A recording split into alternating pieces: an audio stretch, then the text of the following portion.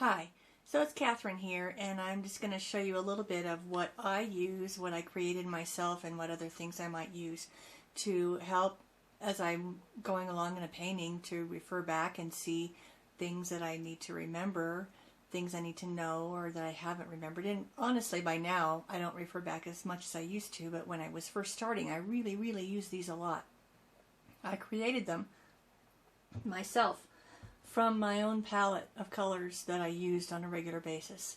So what you're looking at right here is my color wheel, and created from the colors that I actually had in my palette, and I created it and noted the colors, names of the colors, and I'll zoom in here so you can see. Let's see, there's a red, orange, and there's a orange, and there's a yellow, orange, yellow. Basically those are warm colors, and at the top is New Gamboge.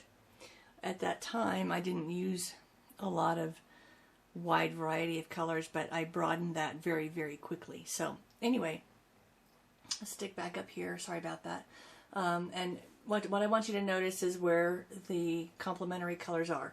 So if you look at this orange here and you come across this line down to this blue right here, then you'll see that those are complementary colors. You can see the lines pulling them across on the drawing there. Those two are complementary colors. Do not mix them. They will make a very dark or otherwise known as mud if you're not careful. But they look outstanding next to each other. They really make the colors pop if you put them close to each other, use them in the same painting opposite each other. Just don't put them together. They don't want to bleed together, because wherever they bleed together, they will make a dark color, as you can see down here. And this is my test of how dark colors are created, whether accidentally or on purpose. Complementary colors blended together make a very dark. So you see here, this is cadmium yellow and purple. Let's see right there. That's cadmium yellow and purple. And wow, look, does it look like purple? No, it looks like black. And the next one down is cadmium orange and Winsor blue. And yeah, that's dark. So if you need a dark, that's what you can do, but be careful. Make sure you know what you're doing. So this is a very helpful chart so that you understand what they will do if they get together by accident. You may not want that dark. Next, we're going to come up here and look at this chart that I made. Gosh, I think I must have made this, I don't know, 10 or 12 or even 15 years ago. I still use a lot of those colors, although I've added a few and gotten rid of a few. But what I've done is made a little block. I just, drew a chart there, and I made a little block for each color. And then I started with the purest, darkest, fullest color coming straight out of the tube, and then pulled it out with water. So I could test the nature of the hue, whether it stayed dark and opaque, whether it moved all the way to transparent, what it did. And you can see that every color does something different. Those yellows, there's a really wide variety in those yellows, and there's a really wide variety in those greens and those blues and those reds. Why don't you look down here at the bottom at those dark browns and blacks. So there's the dark brown, and then there's Payne's gray, and then there's black. That's basically, let me read that label. Ivory black. That's ivory black, Payne's gray, and Van Dyke brown. Now Van Dyke brown is a fleeting color, and if it gets a lot of sunlight it might actually fade, so you want to be careful with that. That's one of those colors that I actually eliminated from my palette, and instead I just mix to get a brown, that shade. But look at how the difference is between the Payne's gray and the ivory black. Look how the Payne's gray goes almost back to white paper from that very dark. The ivory black, not so much.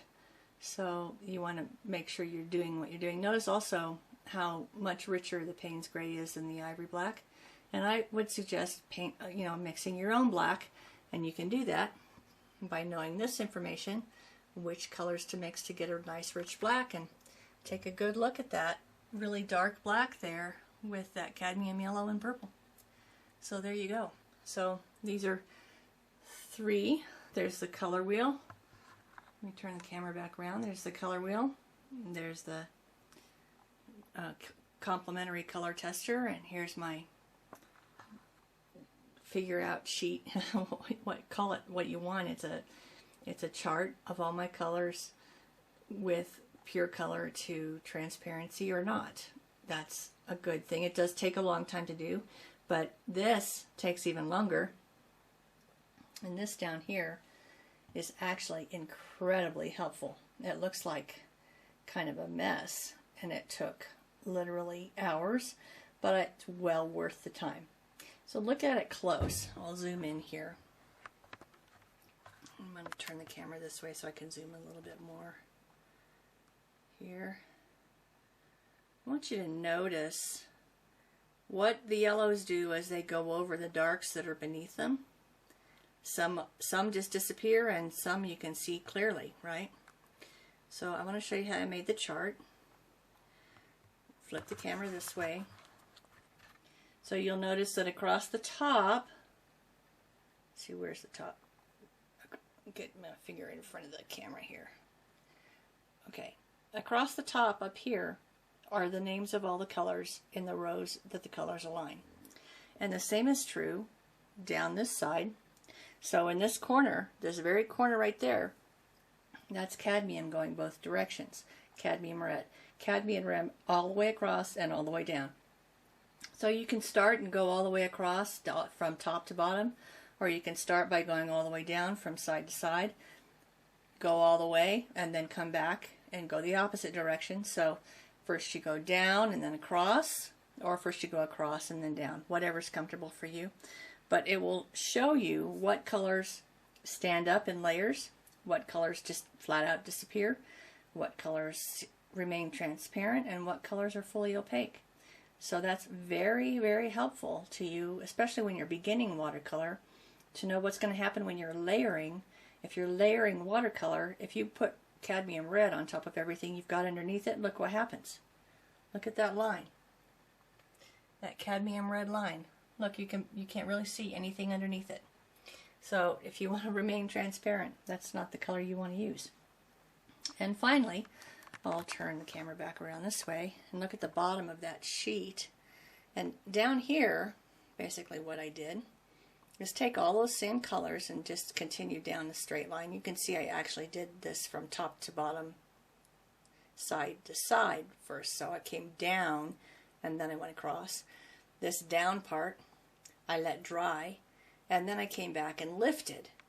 And, you know, just a damp brush with water, scrub it a little bit and see how far it lifts. Does it come all the way back to white paper or not? So this is a good reminding chart for what you need to do if you want to be able to lift and come back to white paper. There'll be a lot more discussion about white paper and leaving white paper in the rest of the blog. I'll talk about it in my writing. And for now, this is it for this video. I'll leave you with an image of this one. And until next time, happy painting.